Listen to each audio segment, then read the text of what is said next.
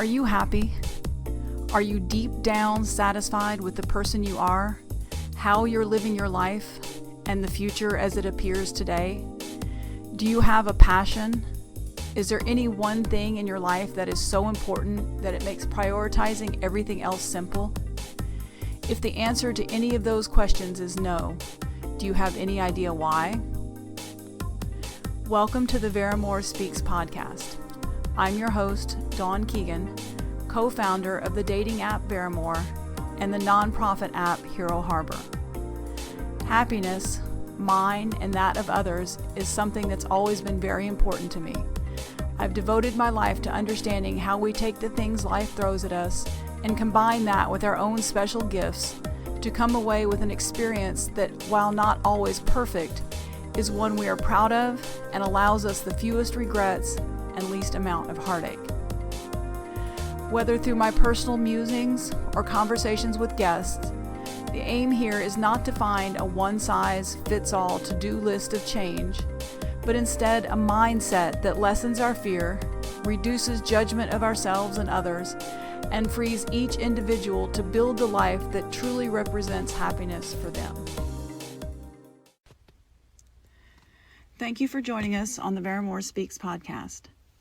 I've always worked to provide the most honest, helpful content I could in forms that reach the largest possible audience. And my extreme dislike of greed-driven organizations means I do so without ads or sponsors.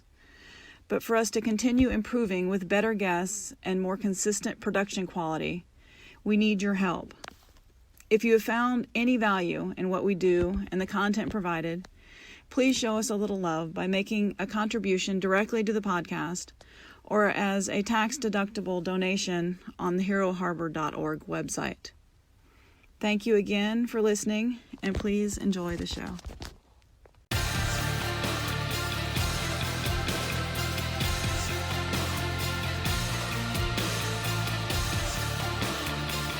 Out of suffering have emerged the strongest souls.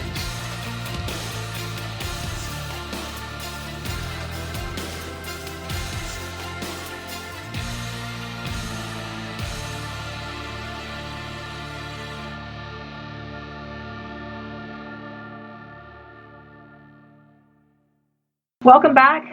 Today we are chatting with Matt Witkowski. He is U.S. Navy retired. He's the owner and chief rod builder at Flying Fish Hooks Custom Rod Building. Welcome, Matt, and thank you for being here. Well, thanks for having me, Dawn. Oh, and I need to share most of these, pretty much all of my interviews, except for the one I did with my roommate, are done long distance. Sometimes people are in the same state, sometimes they're clear across the country. I've not yet been able to do one internationally, but Matt is sitting right here in my office/bedroom. So he's in the inner, fully clothed, by the way. Yeah, We're fully clothed with my guard dog sitting next, close by. So, but he's in the inner sanctorum, as they say, or whatever that is. So, all right, Matt. So, again, thank you for being here and sharing that little bit of humor. Tell us your story. I joined Navy right out of high school. How'd you choose the Navy? Honestly, a long family tradition. Mm-hmm. Goes back. I've got a great uncle on, I forget what side of the family, who was in the Navy. Is actually a Congressional Medal of Honor winner. Oh, awesome. And my great grandfather retired as an admiral. He was on the Enterprise during the Pearl Harbor attack, and the boat, not the ship. The floating ship, not the fantasy Right. show. And then, my other grandfather was, naval aviator, retired captain. My dad's dad flew B-24s. His brothers were all Army or Marine Corps, and Wow. So there's been an associated. Just in your blood. It was, yeah. And then my dad coached American League Baseball, which got to talk, get to know those veterans and things like that. So, I initially wanted to join the Marine Corps, but they didn't have an aviation program open for about a year and a half, they said at the time. So That's acceptable. I walked next door. I went to the Navy. Pass on that one. Thanks. So I walked next door, went to the Navy, and left in March of '92 and put on Great Lakes and Very nice. Here we are today. Okay, so I'm curious, what time of year were you at Great Lakes? I was at Great Lakes, late winter, early spring. Oh. However, it snowed.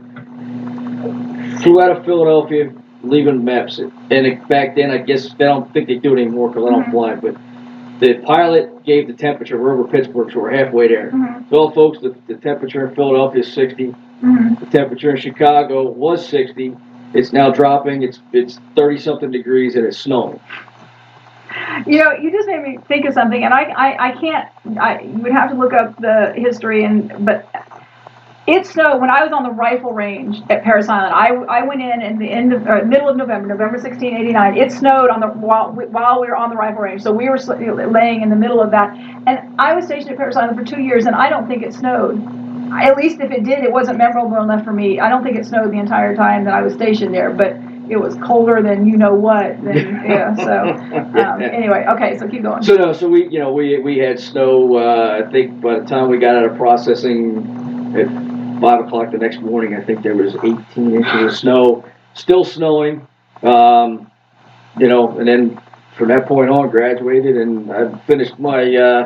I was sent out to the fleet and finished my first deployment right the year before I graduated. The year within graduation of boot camp. So before I think we got back in April of '93, and of course that's less than a little 13 months after I started boot camp. So. Okay, so all right, and you did what is it that you did for the Navy? Aviation boatswain's mate. Okay, again, even as a Marine, that's they would tell me I wasn't a real Marine anyway. So well, I know the I know the military people listening. You see T-shirts, aviation guys. We direct airplanes. We tow. We help out the squadron whenever they need stuff. Aircraft crash and salvage. Oh wow. For the civilians that did you have to ever do any of that? Fortunately, I never had to. Fortunately. Right. But for the civilians that are listening, when you watch Top Gun or you see something on a flight deck and you just associate, you see a yellow or a blue shirt, that's an aviation boatswain. Right. So. Okay. So you worked closely. I mean, I always when people tell me they're in the Navy, I ask what they did, and the ones I love the most. Forgive me for this, but are the corpsmen, because I know how many of them are walking around with Purple Hearts and how many of my Marines are alive today because of that. But you also worked alongside Marines, because if you were were you on ships at all? I was. No? I did. Right. I did 3 flat tops in my 20 years. In fact, my first ship was the USS Tripoli, which is an amphibious assault ship. Right. And we had the 15th MEU out of Pendleton, and we actually did the first amphibious assault since Incheon. During the Korean War, but this was during Restore Hope in Somalia in December of 1992. So that you had, were there always Marines on your ships, or was it just periodic? Or I mean, we did have Marines that were. Because the Navy is their taxi. I mean, they get them from here to there. That's not. I'm not. Yeah, no. I mean, we drive our little brothers around all the time and sisters. So it's But no, we had a small contingent that was on board. Ship's company, but most of the time they came with the squadron or the infantry or whoever we were taking out that we would get from Pendleton or Tustin. I don't even think that's still around anymore, and Miramar was still a Marine Corps aviation. So okay, so so I'm not going to guide your story. I forgot where we were. I just didn't want you to gloss too much over it, just because for me, I love that part, the military part of it. But okay, so keep going. Well, I don't want this to be a 10-minute interview, I guess is what I'm getting at. Right. And the reason I'm sitting up here at her place doing this is because I have no idea what to expect. So, I was fortunate enough to listen to the previous interview, and got a chance to.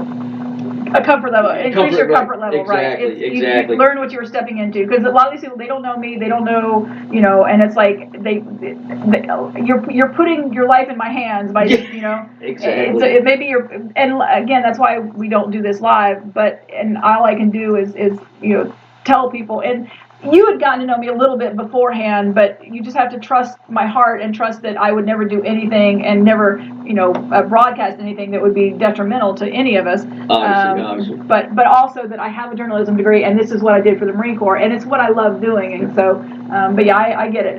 There is no problem, asking questions and upping your comfort zone because it's a smart military thing to do. Yeah, right. Well, yeah, exactly. You never shy away from it. You got to do recon. Exactly. Okay. Exactly. So, obviously 20 years, gambit of physically, yes, I did sail around the world, over multiple deployments. I chewed some of the same dirt with a few Army battalions over in southeastern Iraq, and of course did, Persian Gulf, I think 6 times if I remember correctly. I don't know, I can't remember anymore. It blurs. Yeah, it blurs.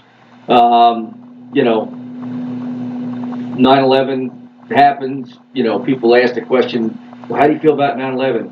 Honestly, I don't know because I was already on deployment when it happened, and so I couldn't tell you,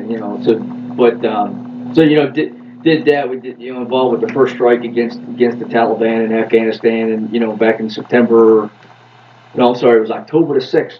So it was October the 7th there, October the 6th back here in the States, of 2001, where we, it was a full Navy operation. The Air Force wasn't set up yet because of political stuff that we're totally not involved with. But so it was pretty interesting. Well, the thing is, you're already in. You're going to do your job. You're going to do your job no matter what. Now you just had a little more purpose behind it. It had a little more meaning, a little more, Yeah, it was. Yes, yeah, it was okay. It's. There's a defined bad guy now. I don't like to compare eras and tragedies and things like that, but you're doing your job. Yeah, but it was almost like, when that happened and you're out to sea and it's like, okay, we're just not going up for regular airspace rules violations and maybe the occasional hitting some stuff up there. It was, I think, my generation's Pearl Harbor. Right. No disrespect to that generation. But. Well, I'm a Desert Storm veteran and I volunteered and I'm so proud of what I do, but it's for me, even, and of course, this is the part this stuff gets edited out when I get tripping over myself. I sound so much smarter after editing.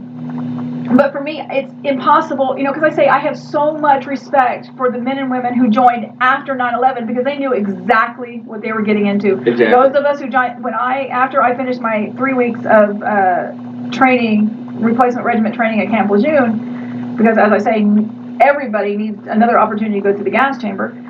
They were asking people, and they were giving people an opportunity to back out. And there were all these people were out on this, parade deck, and all these people were saying, claiming to be conscientious objectioners. And it's like, how in the world, so like I said, I have so much respect for the people who joined afterward. So it's not, like you said, we all did a job, and we did the job that was asked of us at the time we were in. Right. Had I been in during your time, I'd have gone and done it too. And so like you said, you can't really compare and contrast. We did the job that was asked of us at the time we were asked to do it. So. No, I agree. The World War, the greatest, quote unquote. I still believe they are the greatest generation.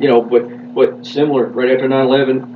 Everybody wanted to step up and do something for the country. What can I do that's greater than myself? Right. And it's, so that fell upon the, everybody, women and men, right after, in December of 1941, it was the same way. So, those aspects are similar. But, it gives a little meaning to it, more meaning to it, because you can see why we're doing this, as opposed to somebody, way up in government and powers that be saying, this is the bad guy because I said so. Right. Now you're saying, no, you killed some of ours, MFR.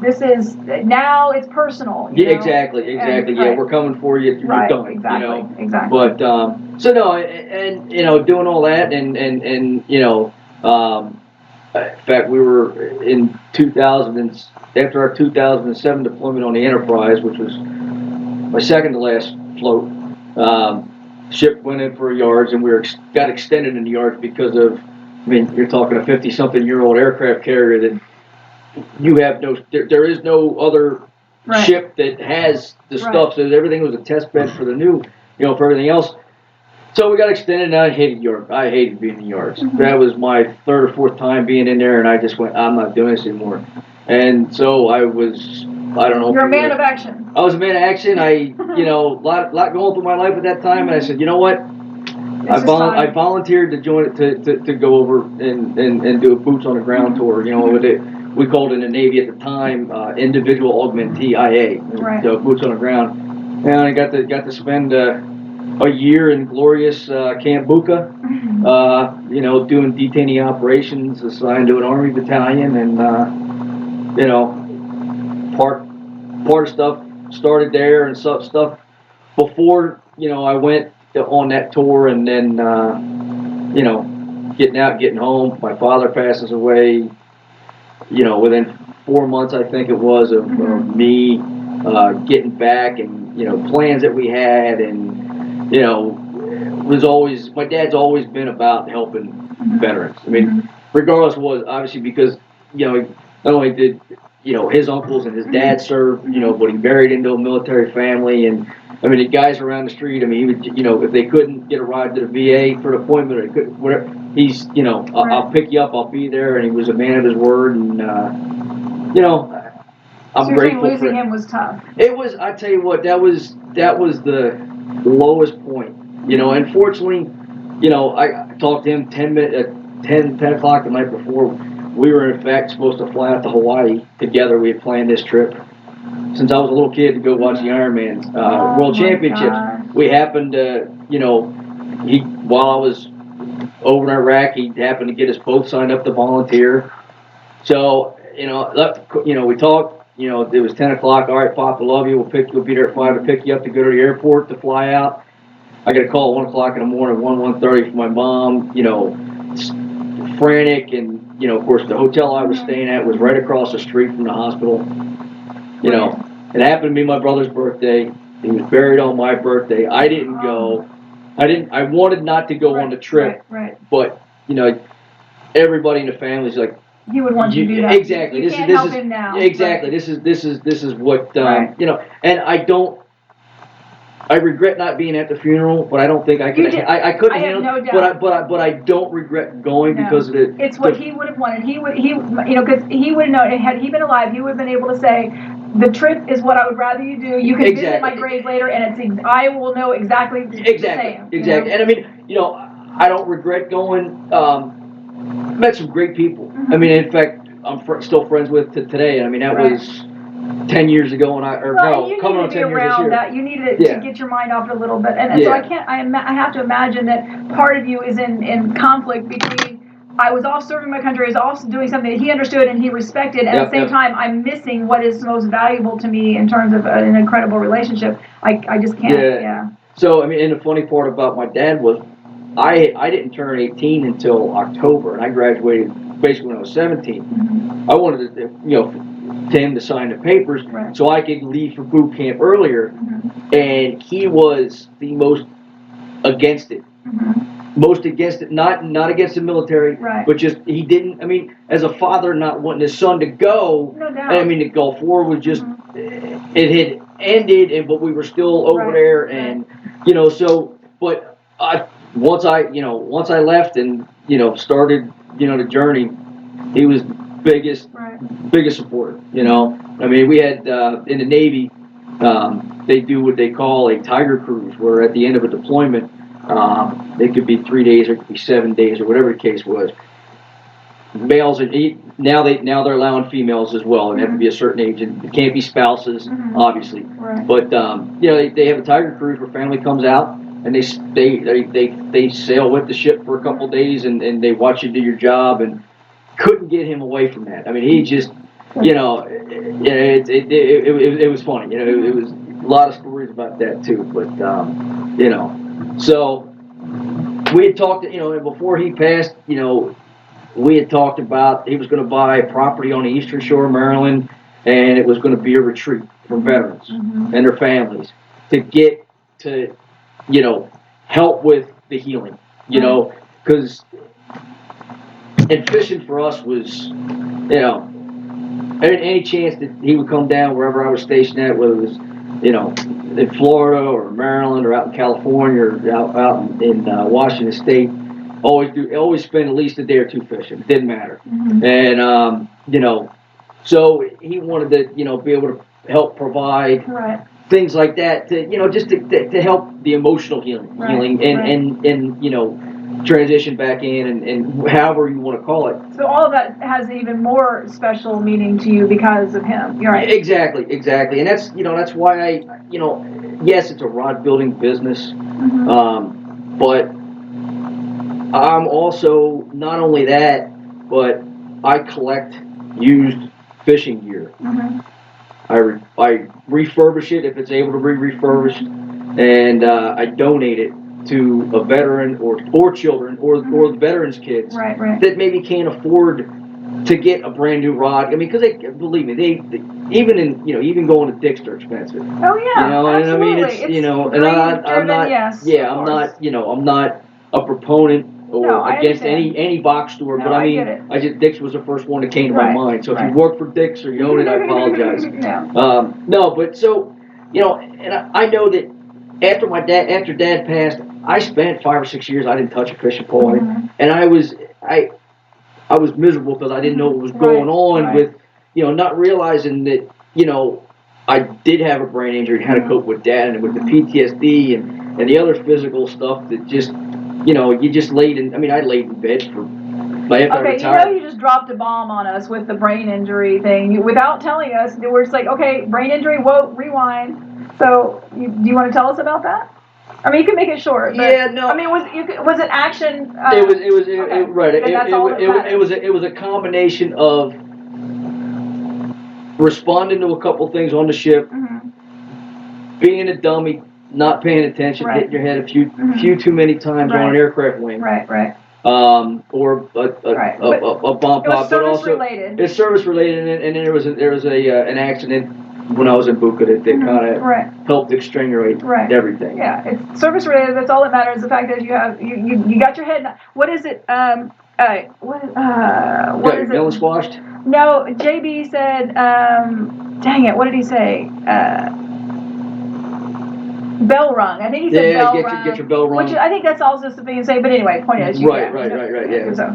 So, you know, with everything, and then once I got back to fishing, I realized how much cathartic. How much I missed it, but also that it was that space in time where I didn't have all the dumb crap into my mind. Yeah. You know, it was. You know, okay, I'm looking at you know, it's just a whole, I mean, if you're a fisherman, outdoorsman, hunter, even just to go out to go birding, you're looking and you're concentrating, not even concentrating, but your senses are focused on something else. And I realized how much that's really been a process in my, you know, of course, of my personal growth or whatever, healing or whatever you want to call it. And I just learning how to cope, learning what works for you, what gets you in your happy space, you know, whatever gets you through. And we've talked about this so many times in so many interviews, just what gets you through. And yes, okay, so all right, so keep going. I'm sorry. It's like that's a brain fart, folks. It's like I threw tape over his mouth. He looked at me. I was like, "Oh God, I turned the switch off. What happened?" but no. So that led to that led to okay. As much as I personally had the personal, you know, growth of what being out on the water, not necessarily not only just fishing. But being out on a boat, being out on a kayak, being out on there meant to a mental stability for me, you know, and not only that, but speaking to a lot of other guys as well, whether it's in my vet group or exactly, where you know it. We enjoy doing outdoor tends to be comfortable for us. It does, and there's so many great organizations that are out there, you know. I mean, you got Healing Waters, Heroes on the Water, and if I mix the names Fishing up, for Vets, I mean, there's and I love the creativity some of these people have. That Fishing for Vets is awesome. But there's a whole bunch of those organizations that they just they're trying to and if I don't know how to reach out to them, but if they're looking for stuff, well, and that's, again, that's, I mean, that's the whole thing. So I mean.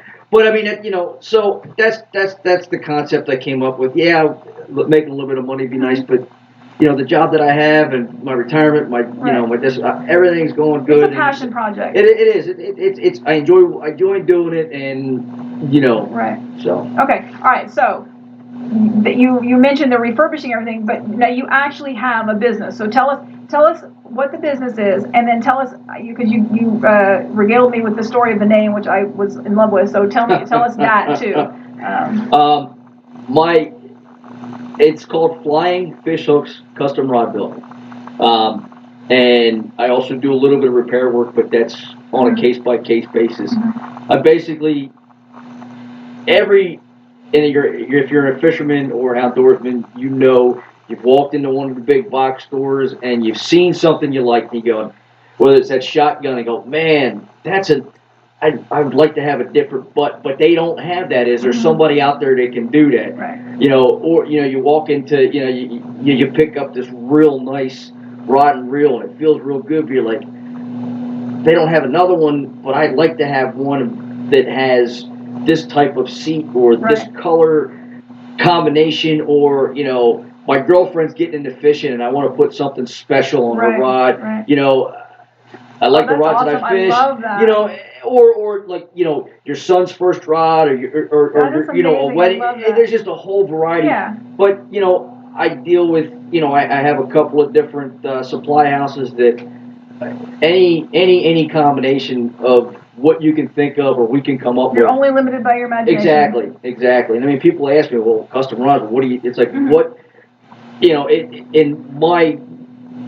the moto, am I saying that right? Moto, I don't know. Anyway, the quote, your rod, your way, which is your rod. I mean, you pick, I can, work with anybody's budget, and, or you can get as extravagant or as less as basic as you want to get. So okay, so tell us how you came about with the name.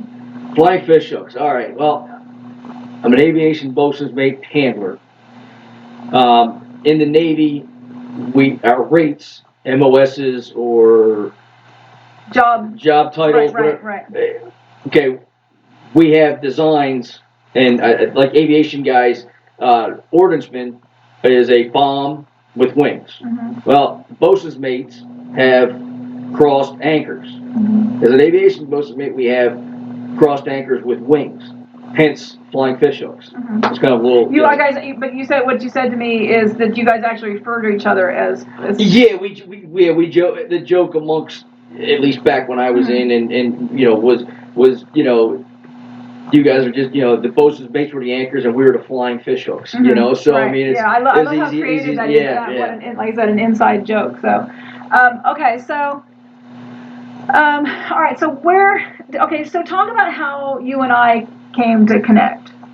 Well, I believe, if I remember correctly, that I saw Hero Harbor, and I went on, I saw it, I downloaded the app, and I was like, oh, Vets helping, which was, I love talking to fellow vets and doing whatever I can, whether to just do whatever. But anyway, long story short, I got on the app, and once my profile got approved, and I got my check mark, and I noticed that you were the CEO and everything. And I said, hey, anything that I like what you're, I like what you're doing with this. I love the idea. Anything that I can do to help out. And since then, we've been talking about 2 months now, and back and forth on different, between whether it's the app or text message or phone calls or whatever the case is. Yeah. All right. So tell me what it is that you liked about our mission. What is it that really struck you? And since you've gotten to know me, that too. Well, first of all, it's not only to help the veteran and not designated by a specific era of veteran. Right. Well, and we need to expand that too, because it's heroes, it's police. It's It's so you got. I love the fact that it's not only just the veterans; it's also law enforcement, first responders, anybody that's in the public safety, essentially public safety sector. In a high risk. In a high risk public safety. And their family members. Right. So because they go through it too. Sometimes it's harder to be a spouse or a loved one, as we heard in the interview that before yours. How many people? Well, and you said too, that you lost a wife because she just couldn't. There's no way for her to understand. Right, exactly. I mean, it just the understanding's not there, and of course the side effects, ramifications from particular injuries. And you don't know how to talk about it, and it's a combination of all kinds of things. Exactly. So when and having a support system, I think is more key to the veterans' health than anything else out there. But So I really like the fact, and after talking to you, I mean, your passion and we think along similar lines, and even though nobody wants to think exactly like me, it's right. Yeah, no, and I mean, I hate to, even though you're a Marine, it's everything's good, but no, I just, I like the passion, I like that, I like what the end result coming wants to be. It's just a matter of course, being new. And it's getting, it's getting out there. Yeah, you don't get to spend very long with me talking about this before you realize that I'm the real deal. I'm not, this is not just some fly by night. I donate plasma. I drive 3,000 miles a month if that's what it takes. Whatever needs to happen, I will have. Nobody will fight harder on your behalf because I care so much about this. We've talked earlier about how. It is so hard for me to hear these stories and such because there are certain stories that I have told them, I don't know how many times, and I get choked up every single time because it just means so much to me, and I am hurting so badly knowing that these people and knowing that we can help them. And so something that you and I were talking about earlier. By the way, I cooked for Matt. Thank you very much. He got Yes, lasagna was great, and I appreciate the extra going back with me south. Yes, so. I figure if he's going to make the trip up here, and he's offered to help out in a number of ways, and the least I could do was repay him with food. But so what I was starting to say is something we were talking about while we were eating is that a lot of people aren't in the app yet. Okay, a lot of people aren't in the app yet because there's only like 10 of us. And because there's so many people who believe in our mission, but the tendency to say, well, I don't really need that. It's the thing is, there's two parts of that. You might not need it, but other people need you. And so we need, if there is someone in crisis and they show up and there's no one there, we can't help them. Exactly. Soon with this new version that should be rolling out this weekend, I will get notified every time somebody turns up. Now, I'm really hoping that soon I ask him to turn that notification off because it's making me crazy. But right now, I want to be notified because I try to reach out to, and if it's people I know, I verify them immediately. But I try to reach out and find out how, and that's how you and I got connected too. Is and the same thing with JB, Staff Sergeant Brown. I reached out and I emailed him and said, hey, how did you find us? That sort of thing, because it's really important to me. And I cannot tell you how beautiful and amazing and happy I am to have taken some of these men and women from the dark corners of social and brought them to a very personal connection. That is the most amazing thing in the world because, we chat with people and we talk to people, but it's so impersonal. Anything we do through Facebook and IG with people we've never met, never talked to, it's just not the same. But, even if I never meet you guys face to face, when JB and I chatted, it was via Facebook, via Skype. So we were able to see each other. It was the most amazing thing. And that's what it's really about for Hero Harbor. It's not about gathering your data. It's not about, showing you ads. It's none of that bullshit. It's about really, truly making connections. In the future, we will curate events, and we will, we're going to somehow get it such that we input all these different units. And there's so many, but all these units and all these eras and things like that. So when you go in, you can pick it, and we'll make tags for those. So it makes it easier for people to find each other. And then you can schedule your unit reunions or anything you want right there. That you can schedule your fishing trips. You can schedule whatever you want right within there, and you can do group chats, and you can do all of those things because we really want to connect with people. And from a business standpoint, those of you like you and the others, we will have verified tags, gold tags that show that people Because again, as we said, there's wounded warriors and some of these that people know about, and they're huge, and they get all this money and all this funding and that stuff. But then there's the rest of us, nonprofit or otherwise, who are trying to just survive, and so many of us have day jobs aside from this other stuff. And so what Hero Harbor wants to do is make it. Make these connections, get us in front, get all of you in front of the people who matter, so that you can go back to doing what you're good at, and you can make more rods. And so I want us all to be successful, whether it be monetarily or just socially. I don't care. I just want you to succeed. But so going back to, you may not need a shoulder right now, but you could be a shoulder for someone else. The other thing is, none of us is ever 100% free. My father has been, he's Vietnam era, so he's been out of it for a long time. And sometimes that's the thing. It's somewhere you go from the deep dark to the life is great. Some transit, you lose family, you lose a spouse, whatever. You go to the deep dark again. My dad says, I'm waiting to die. His wife is gone. That so you never know when you might need it. So you know what? Create that support system now. Hopefully you never need it, but even if you don't need it, right, you have a resource that allows you to get the information to somebody, or to be able to take that person to an individual that can help them. So she's that's exactly right. If you don't have, you personally may not need it, but somebody it's like me. As I told you, episode 8, where I don't know. I mean, I talk about this a little in the intro to the podcast. I'm sure it must be a little confusing to people. The Veremore Speaks talking about Hero Harbor.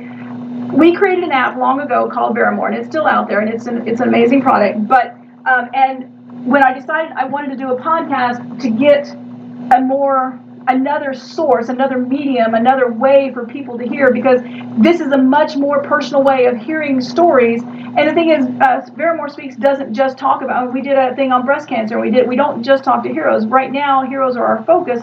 But anyway, so Veremore Speaks came about as the podcast came about like days even before we realized that we were going to do Hero Harbor. So Hero Harbor it's my veteran-focused product, but Veremore Speaks, that's the connection. And I'm not going to go create another podcast for Hero Harbor. It just, those two, HH would not exist without Veremore. So they will forever be intermingled in that sense. And so I need people to understand that. But the important part is that, damn it, what was the important part? Where was I going with that?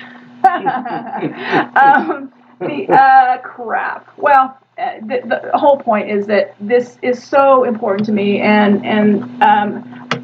okay. So one of the things that we have said that we're going to do in the future, damn it, I wish I knew where I was going with that, is that we want to make it such that at some point you log in, you tell us where you are in your journey, and we help you by showing you some of the things that maybe you might be eligible for. So and connecting you, giving you, whether it be, as I said, I have been in the system almost 30 years, had never gone to travel because I assumed that wasn't, travel beneficiary, payment for just just driving across town. Apparently that's a thing, and apparently you can do it. And I had to have another Marine march me up to do it just recently. And as I've said before, I met somebody recently who, has Parkinson's. He's single. He could have been getting care for decades and wasn't. He's Vietnam era, so Agent Orange, all of that stuff.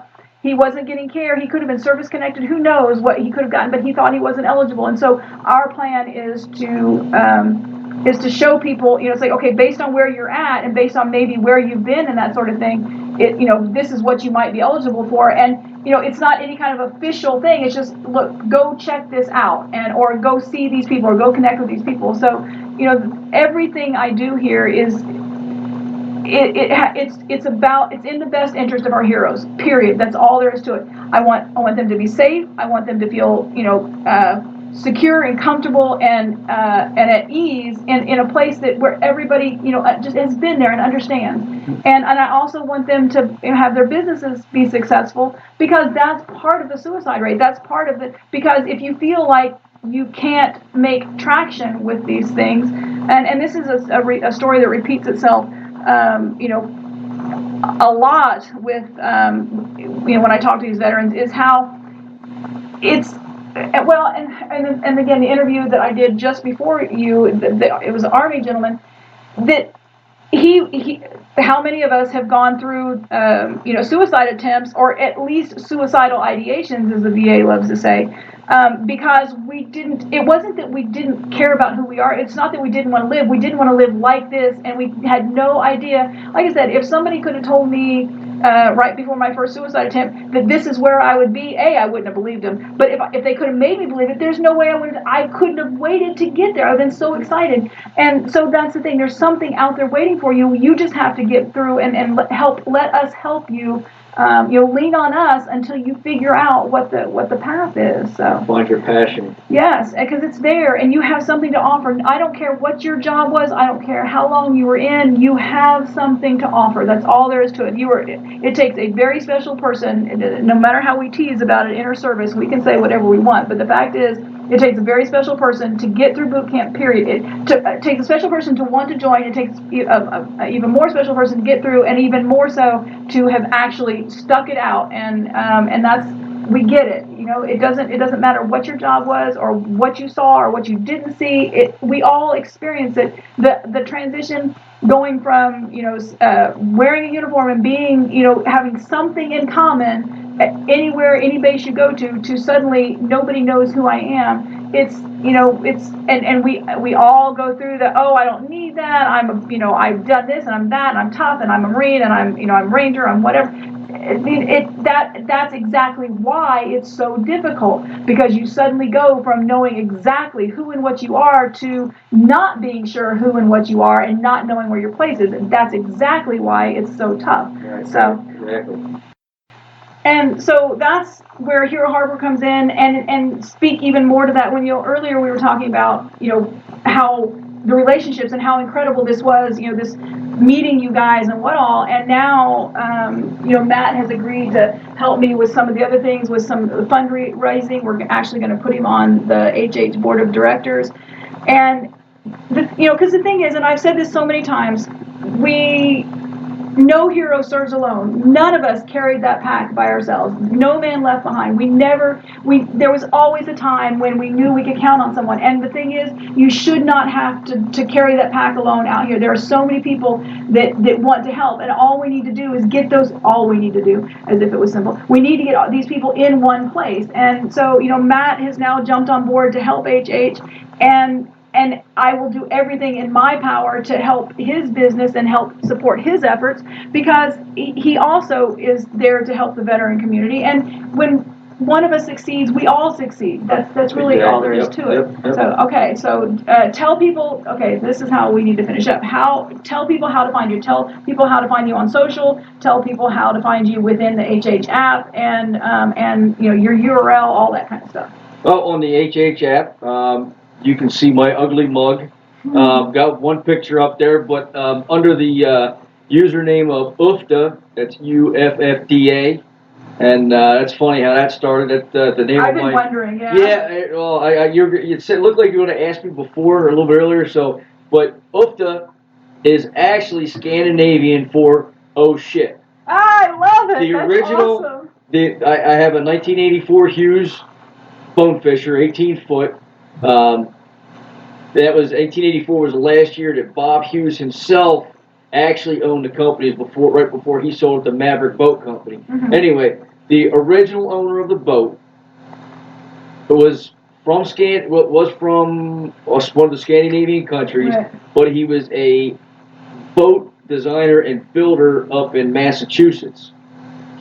Because of his heritage, he named it UFFDA, because anybody that owns a boat knows that anything can happen, and when you're out on the water and something breaks, hole you pour water shit! and pull money into. Exactly, Yeah. exactly, and that's your oh shit moment. So that's where the UFFDA came down, and I bought it from a guide across the state here in Florida numerous years ago, and I decided not to change the name. I thought it was pretty cool, know, it's and perfect. being a small, we have all been through our own shit moments. exactly. Way too many of them. Right, and some continue every day. Yes, exactly. But on the hero, UFFDA is the app. You'll see a picture of my ugly mug. I'm also on Instagram, flying_fish_hooks, and also on Facebook. And I think it's Flying Fish Hook Custom Rod Building. But if you type in Flying Fish Hooks Custom Rods, it'll pop up. And I do have a website, right, okay. which meticulously have done by myself, no technical support help, and that was a pain. Wait, now I did some editing for you. That was my addition to it. Yes, I went through and found some typos. So yes. It was my neurotic OCD man. I couldn't help it. So to his credit, he went and fixed them immediately. So right, I wanted to make sure everything's good. I spent 3 weeks doing this by myself, folks. So it just speaks to how important it is to him. Yeah, I mean, it was constant. It consumed everything. But well, and that's for all of us. If there is anyone out there, there's the needs of these companies, the needs of these organizations, and these men and women and these causes are so great. If you have time, if you have talent, if you know someone who has time and talent, whether you're a hero, whether you love a hero, whether you just appreciate what a hero has done for you. And if you know somebody who can help out, the needs of these men and women are so great, and they need to make those connections. So if you know something, please let us know. And it's really easy to believe in the cause, but sit back and not do anything. And the need is so great. There is not a talent out there that I couldn't find some way to make use of. So yeah, and I mean, going along that line, it's www.flyingfishhooks.com. There's links to my Facebook, LinkedIn, Instagram, and I started a YouTube channel, but there's nothing on there yet because still trying to figure that one out. Well, this is another thing that folks need to know is, if you I didn't even know until I went and looked at his site. He had put Hero Harbor on there as, I don't remember what you titled it, was friends or something. Anyway, but he as supporting us, didn't even let me. I was like, I was so touched by that. So the point is that I asked first. Did you? I don't know. I think I asked first. It wouldn't have mattered whether you did or not. It wouldn't have mattered. The point is that you help him, he's going to help you, and that's the way it is for all of us. It's definitely a scratch back kind of situation. So exactly, and I mean, just like the veteran. If you please listen to all these podcasts. But the veteran that I was fortunate enough to listen to right before me, just like him, I'm also self-financed. So when it comes to having an exorbitant amount of money, when you're doing all this research on trying to find website design, and I mean, I don't think I found anything less than $1,500 for somebody else to do it. Yeah, the line, of people with their hands out is ridiculous, and that's the thing too, is that we want to support, those who support us. There's so many people, and it just hurts my heart so badly.